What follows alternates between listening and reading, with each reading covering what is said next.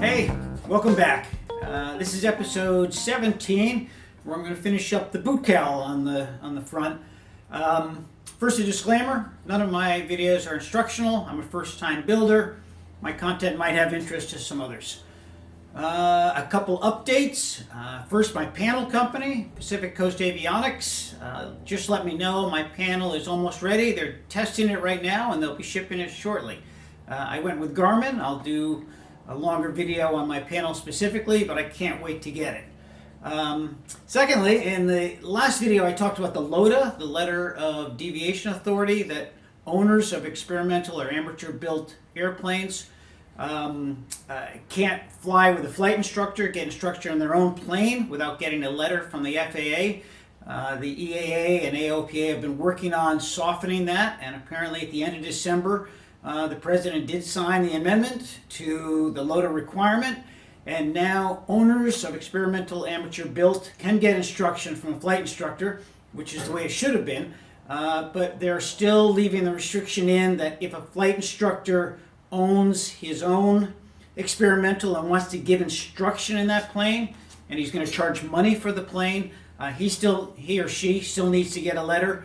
And if a flight school makes an experimental plane broadly available to students, they're going to need to get a letter of deviation. But for owners, we're good to go. We can now get flight instruction if we want to advance our ratings, if we want to brush up on something, just have a flight. If we're going to pay a flight instructor in our own plane, we can now do that without the letter from the FAA. That's good news. In this episode, I said we're going to finish the boot cowl, and we'll get started on that. I've got those straps on the side clecoed in. Then there's an indication that the bottom of the strap needs to be trimmed 9/16 of an inch, or they say there should be 3/8 of an inch overlap. So I'm going to measure, or 3/8 of an inch coming out. I'm going to measure 3/8 of an inch and see if it confirms that it's 9/16, and then that gets trimmed up around the corner. At this point, then the next step is to put the visor on over the panel. They don't mention this bottom strap, which in the diagram is right here. It does show that in this parts manual, it shows it needs to be modified, which I'm assuming means to get cut in half. And if you look closely, this is not trimmed where the end of this is trimmed. So this is going to be trimmed off, and then that piece is going to butt up against here along the bottom. Apparently not trimmed. And this is trimmed to allow the cowling, I guess, to fit on properly. So I'm going to trim the strap and then cut this in half and install that on the bottom. I made a mark. It says 3/8 of an inch from the firewall tab, which is here, the dark part. And I measured 3/8 of an inch from the firewall tab. Then I measured this distance, which in theory is what you cut off, because they say leave 3/8 extended from the firewall tab. In my situation, this is 11/16 rather than the 9/16. So it appears that leaving the 3/8 of an inch is more important than the 9/16. So I'm going to cut this off the 11/16 to leave the 3/8 here. Once again, I've come to a spot that I'm a little confused.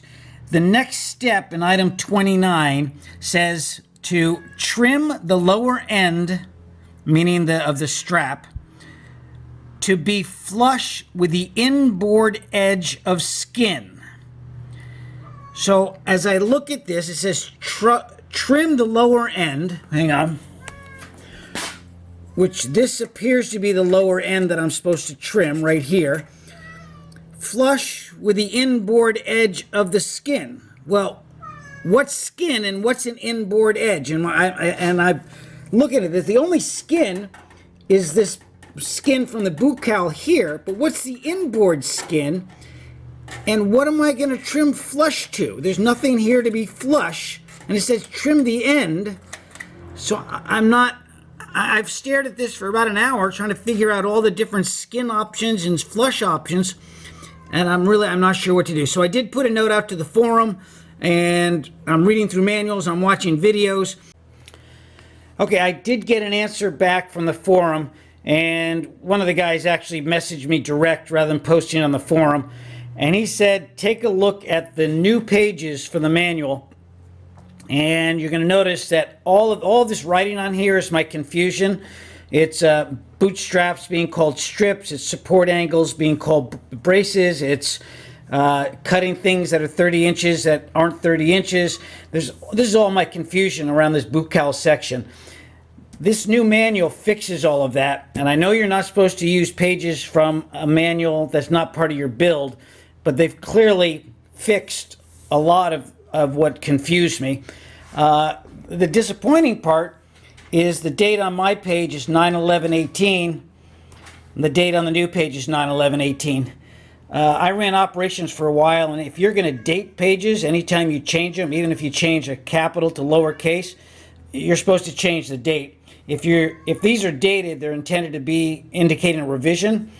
If you're going to date them, in my opinion, you got to change the dates. If you don't want them dated, don't put dates on them.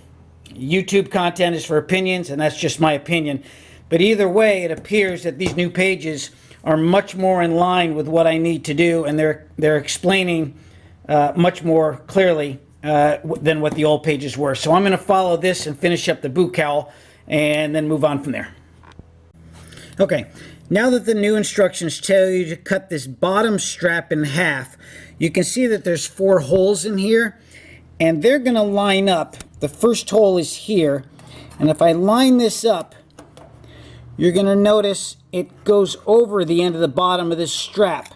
And there is a hole right here, which I'm assuming, it doesn't specifically say, but it's got to go into this last hole, because if I line this up, that hole is lined up with that bottom hole, which means that my cut on this bottom strap is going to be where this bottom, or on my side strap, is going to be where this bottom strap comes up and then fits into this last hole.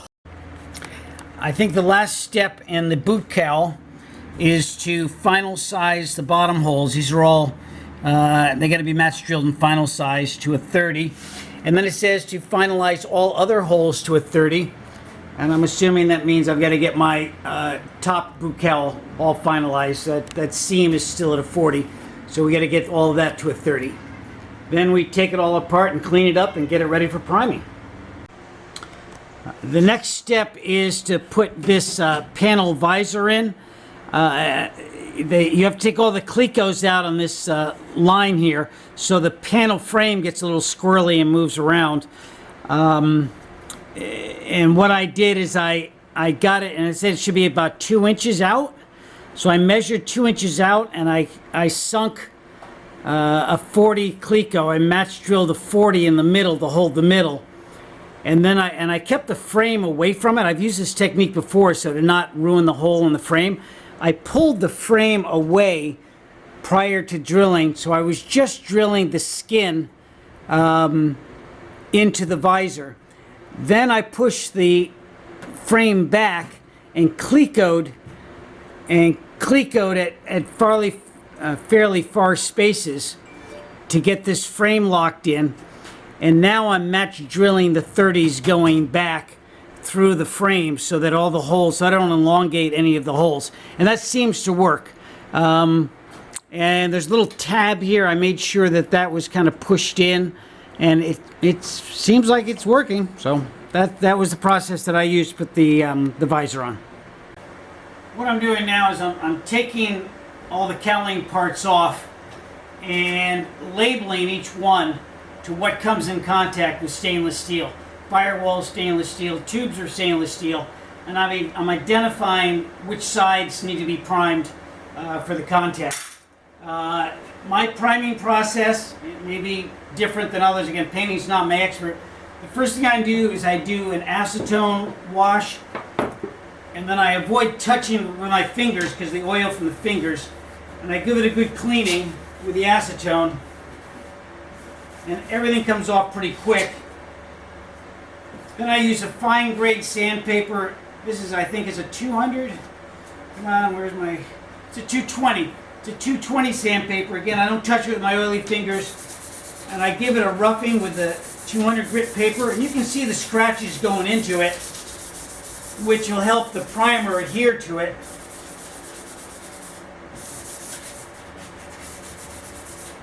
And then after scratching it up with the, it's actually a wet sandpaper, after scratching it up with the 220, then I just clean it up again with the acetone.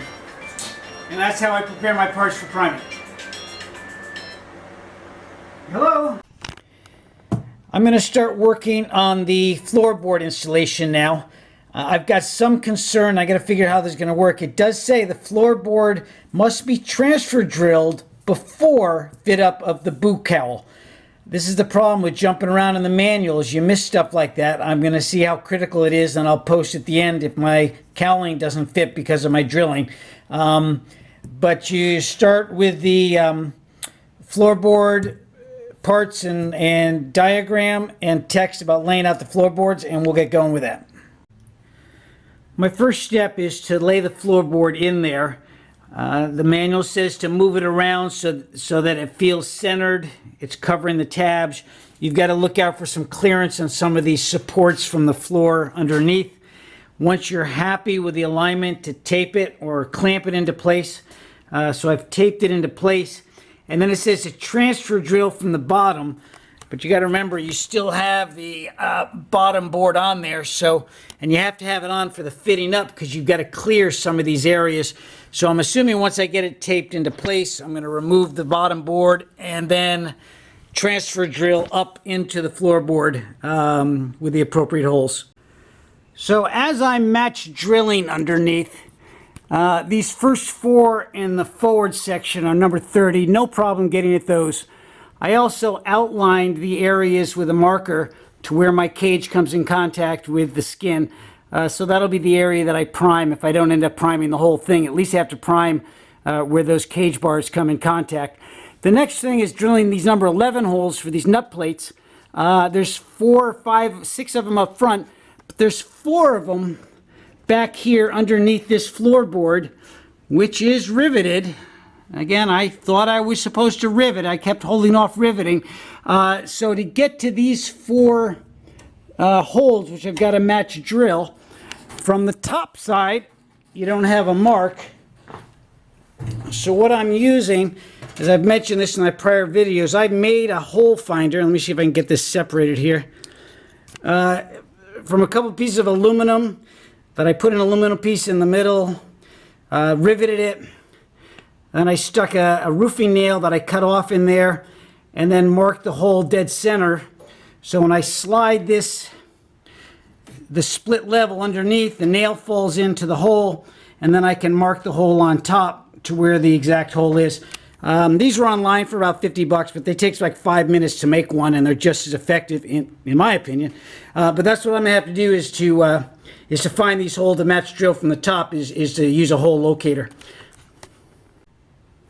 The floorboard is match drilled.